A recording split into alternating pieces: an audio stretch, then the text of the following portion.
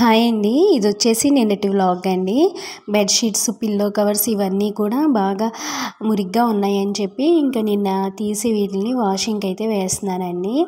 అదేంటోనండి 10 డేస్‌కి ఒకసారి ఉతుకుతానే ఉంటాము. అయినా సరే ఇలా మురికి పడతా ఉంటాయి. ఇంకా సరే సమ్మర్ కదా త్వరగానే ఆరిపోతాయిలే అని చెప్పి మళ్ళీ ఒకసారి వాష్ చేద్దామని చెప్పి అన్నీ బయట వేశానండి.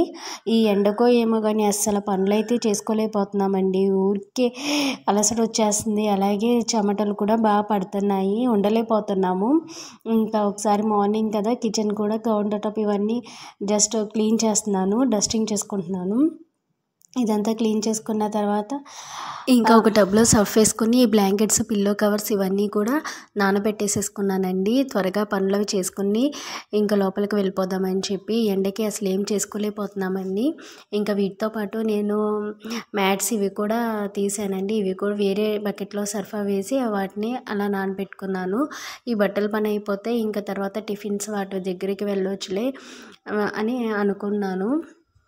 ఇంక ఇవి ఒక 1 అవర్, హాఫ్ అన్ అవర్ వరకు అలాగే ఉంచేసానండి. ఆ తర్వాత నేను ఇల్లు అయితే ఊడ్చుకొచ్చుకుంటున్నాను.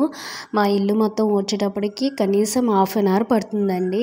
మాది చాలా పెద్ద ఇల్లు, అరుగులు అవన్నీ ఉంటాయి. ఇంకా అదంతా ఊడ్చేసి ఆ తర్వాత రాత్రి గిన్నెలు అవన్నీ ఉన్నాయి కదా ఇంకా అవన్నీ క్లీన్ చేసుకున్నానండి. గిన్నెలు అవి కూడా చాలా వస్తున్నాయండి. సమ్మర్ కదా ఏదో ఒకటి తాగుతూ ఉంటాం కదా, ఇంకా అందుకో ఏమో కానీ ఎప్పుడు గిన్నెలు వస్తూనే ఉంటున్నాయి. ఇంకా అవన్నీ నీట్గా కడిగేసుకుని ఒక పక్కన పెట్టుకున్నానండి.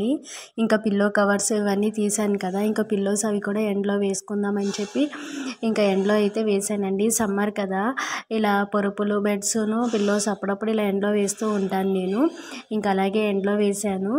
ఇంకా బట్టలు అవి కూడా చక్కగా ఉతికేసుకుని అన్నీ పిండేసుకుని కొంతసేపు ఇలా గేట్ మీద వేసానండి. ఇవన్నీ తీసుకెళ్ళి డాబా పైన వేసి ఆరేయాలి. ఇంకా తర్వాత కిచెన్లోకి అయితే వచ్చానండి. కిచెన్లోకి రావడమే ముందు టీ అయితే పెట్టుకున్నానండి. నాకు టీ అంటే చాలా ఇష్టం. నేను టీ తాగుతాను. మా వారికి అలవాటు లేదు, ఆయన తాగరు. ఇంకా నేను ఒక్కదాన్నే. ఇంకా నేనైతే ఇలా ముందు టీ పెట్టేసేసుకుని టీ తాగానండి. ఆ తర్వాత ఇంకా మా పాపకి టిఫిన్ అవి వేశాను. మేము కూడా తనతో పాటు మేము కూడా వేసుకుని తినేసాము. ఇంకా తర్వాత రూమ్స్ అన్నీ అయితే నీట్గా మాప్ పెట్టుకొచ్చేసానండి. ఇంకా మాప్ పెట్టుకొచ్చేసి లంచ్ అవి ప్రిపేర్ చేశానండి. లంచ్ అవి కూడా తినేసినాక ఈవినింగ్ వచ్చేసి నేను కిచెన్ క్లీనింగ్ అయితే చేసుకున్నానండి. నేను ఎప్పుడు కూడా కిచెన్ క్లీనింగ్ ఈవినింగ్ 3-4 o'clock ఆ టైంకే చేసేసుకున్నాను. ఎందుకంటే మ్యాక్సిమం నా వంట అంతా కూడా మధ్యాహ్నం అయిపోతుంది. ఇంకా ఈవినింగ్ అయితే మహా అయితే రైస్ ఒకటే పెట్టుకుంటాను. ఇంకా అందుకే ఈవినింగే నేను ఎక్కువ కిచెన్ క్లీనింగ్ అయితే చేసేసుకుంటాను. కిచెన్ క్లీనింగ్ కూడా చేసేసుకున్న తర్వాత నేను పైన ఆరేసిన బట్టలు ఇవన్నీ కూడా తీసుకొచ్చేసుకున్నానండి. తీసుకొచ్చేసుకుని మడత పెట్టుకున్నాను. ఇంకా ట్యూషన్ పిల్లల వాళ్ళు కూడా వచ్చేసారు. ఒక పక్క వాళ్ళకి చెప్తూ ఇంకో పక్క నేను బట్టలు అవన్నీ కూడా మడత పెట్టేసుకున్నాను. బట్టలు చాలా ఉన్నాయండి మడత పెట్టాల్సినవి. 2 days నుంచి అలాగే ఉన్నాయి. ఇదేంటో ఒక్కరోజు బట్టలు మడత పెట్టకపోతే అసలు చాలా ఎక్కువ ఉన్నట్లు ఉంటాయి. అందుకే ఇవాళ ఎలాగైనా సరే మొత్తం మడత పెట్టేయాలి అని చెప్పి అనుకుని ఇంకా వాళ్ళకి ఒక పక్క ట్యూషన్ చెప్తూ ఇంకో పక్క ఈ బట్టలన్నీ ముందేసుకుని నేను బట్టలు అయితే మడత పెట్టేసుకున్నానండి. కొంతమంది ఉంటారండి మన లైఫ్లో ఇంటర్ఫియర్ అయ్యి అదే పనిగా మనం ఏం చేస్తున్నాం ఏంటి అని అబ్జర్వ్ చేసి వేరే వాళ్ళకి మన విషయాలు చెప్తూ ఉంటారు. అదేంటోనండి వాళ్ళ పర్సనల్ విషయాల్లో కన్నా ఎదుటి వాళ్ళ పర్సనల్ విషయాలు తెలుసుకోవడానికి ఎక్కువ టైం స్పెండ్ చేస్తారు.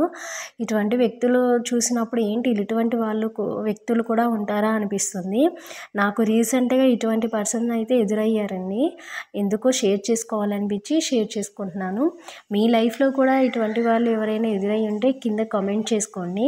నేను చెప్పేది ఏంటి అంటే మనం ఎదుట వాళ్ళని ఎంత చెప్పాలో అంతవరకే మన విషయాలు షేర్ చేసుకోవడం బెస్ట్.